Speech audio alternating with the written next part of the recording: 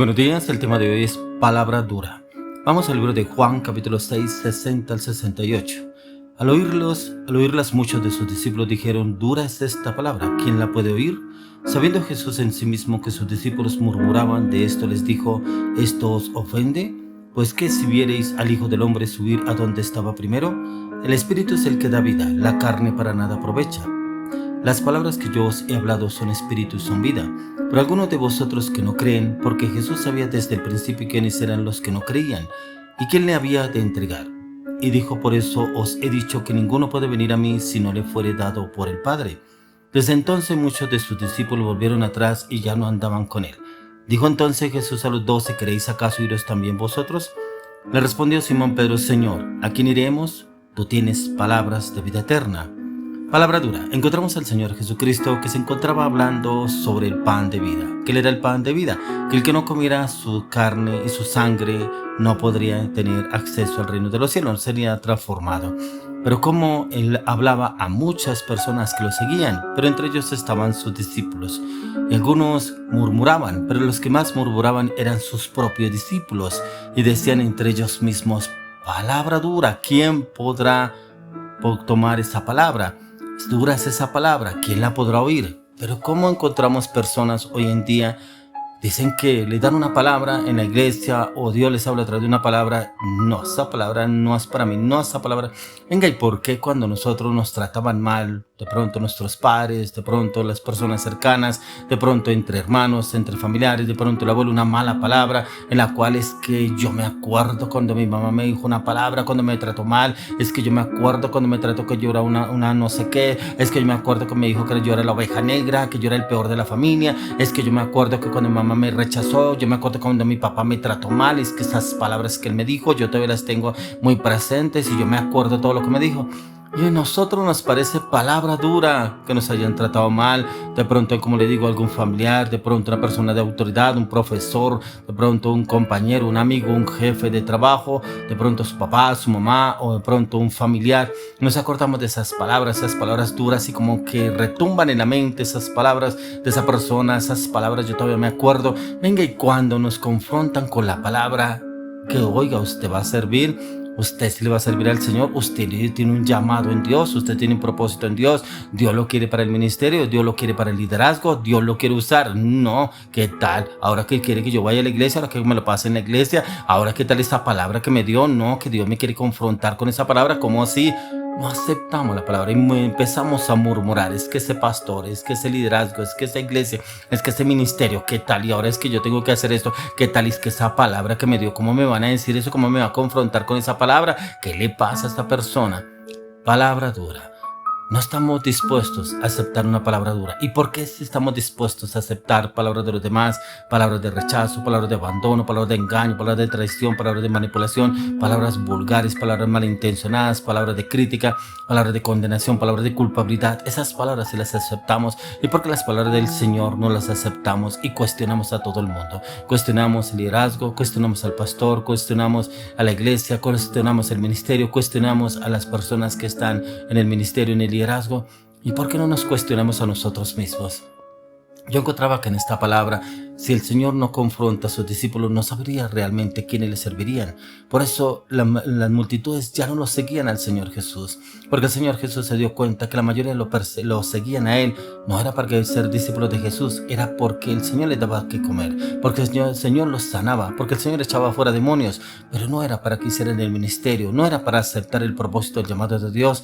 Por eso el Señor se daba cuenta que esa palabra que le había dado era precisamente también para confrontar a sus propios discípulos. Por eso dice: a oírlas muchos de sus discípulos dijeron: dura es esta palabra, ¿quién la puede oír? A veces decimos: ¿qué tal esta palabra? ¿Quién la podrá oír? No, como que nos retimbran los sonidos de esa palabra, como que nos zumban los oídos cuando escuchamos esa palabra que nos confronta, no nos gusta, y nos damos cuenta que la palabra tiene que confrontarnos a nosotros. Sabiendo Jesús en sí mismo que sus discípulos murmuraban de esto, les dijo: ¿esto os ofende? Mire que el Señor nos está hablando hoy. Esto nos ofende a nosotros, que nos diga la palabra, que la palabra nos confronte. O sea que estamos muy bien, pero esa palabra no me gusta. O sea, como que esa palabra, ¿quién dijo que era para mí? ¿Qué le pasa? No entendemos que el Señor nos tiene que confrontar. Pues que si vierais al Hijo del Hombre subir a donde estaba primero, el Espíritu es el que da vida, la carne para nada aprovecha. Las palabras que yo os he hablado son espíritu, son vida. Cuando usted y yo actuamos como los discípulos de Jesús, andamos en la carne, y la carne no le gusta ser confrontada con la palabra de Dios. La carne no le gusta cambiar, la carne no quiere morir, la carne se exalta, se levanta. Y es precisamente cuando viene una palabra de confrontación que la carne empieza a levantarse. ¿Qué le pasa? Esa palabra no es para mí, olvídese, eso no es para mí, eso es para otra persona. A mí que me viene a hablar así. Murmuraban los discípulos del Señor Jesucristo porque ellos no creían que fuera esa palabra para ellos, pero como el Señor los confronta. Pero dice, pero hay algunos de vosotros que no creen, porque Jesús sabía desde el principio quiénes eran los que no creían y quién le había de entregar. Aún el Señor, esta palabra los llevaba a confrontarlos, esta palabra dura, porque Él sabía quienes no lo iban a seguir. Y por eso les hablaba, cuando usted escucha una palabra en la iglesia y no le gusta, es porque el Señor sabe que usted lo va a negar, que usted no va a aceptar el propósito, que usted no va a aceptar el llamado, que usted siempre va a encontrar una excusa. Es que mi esposa, es que mi esposo, es que mis hijos, es que mi negocio, es que mi empresa, es que lo que tengo que hacer yo, es que... Y siempre sacamos una excusa. Por eso el Señor sabía quiénes eran, pero también sabía quién lo iba a entregar. El Señor sabía cómo era que Él estaba obrando, porque estaba siendo dirigido por el Padre.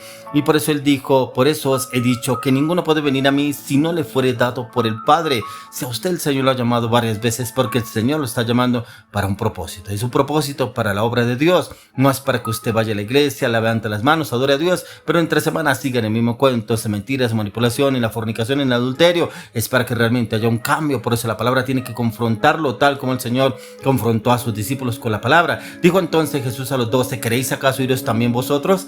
¿Qué tal si el Señor nos dijera hoy, pues no me sigan en lo suyo? Es que quieren irse, pues váyanse. Prácticamente esto era lo que le estaba diciendo el Señor Jesús a sus discípulos. Pero miren lo que respondió Pedro. Dijo, Señor, ¿a quién iremos? Tú tienes palabras de vida eterna. Él sabía que en el Señor, tremendo, porque el que más lo había negado, el que más tenía opciones de irse, era Pedro, porque lo había negado. Pero no, él aún le dice, Señor, ¿a quién iremos si solo tú tienes palabras de vida eterna? Y dice, nosotros hemos creído y conocemos que tú eres el Cristo, el Hijo del Dios viviente. ¿Cómo aún Pedro se confronta él mismo y sabe que estaban mal delante del Señor y que el Señor quería hacer ese cambio en su vida? Si el Señor quiere llevarnos a usted y a mí a ese cambio y esa transformación, pero siempre y cuando usted y yo nos dispongamos realmente a un cambio, a una transformación desde lo profundo del alma, la mente, el corazón. Por eso el mismo Señor lo dice en Juan 17:17, dice, santifícalos en tu verdad, tu palabra es verdad. Lo único que usted y a mí nos puede santificar es la palabra. Si la palabra no nos confronta, no estamos haciendo nada. Estamos prácticamente como que la liviandad en la palabra, como que chévere, me gusta ir a la iglesia, muy rico, los domingos la pasamos chévere, compartimos con los hermanos de la iglesia, nos encontramos con unas personas diferentes, personas cristianas, compartimos un café, un rato agradable, la alabanza, la adoración y la palabra, pero salimos y seguimos en la misma. No, eso es chévere para la iglesia, ya cuando nos reunimos en la iglesia como congregación, pero no más. Pero aquí es diferente las cosas, no cambiamos para nada, no hay ningún cambio. Por eso el Señor nos habla en el proverbista, en el libro de Proverbios 9:8.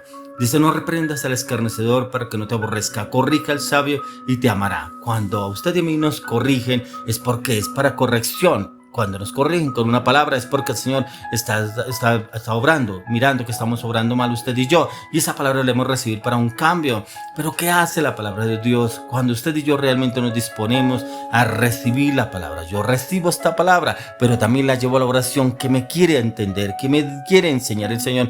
Pero ¿qué debo morir yo para que la palabra entre? Porque estábamos leyendo que la carne no está dispuesta. El espíritu sí, pero la carne no está dispuesta. Y cuando usted y yo nos levantamos, ¿qué le pasa? Esa palabra que no sé qué, es porque la carne todavía está viva, está todavía y no quiere morir esa carne. Por eso dice en Hebreos 4:12, porque la palabra de Dios es viva y eficaz y más cortante que toda espada de dos filos y penetra hasta partir el alma y el espíritu, las coyunturas y los tuétanos y discierne los pensamientos y las intenciones del corazón.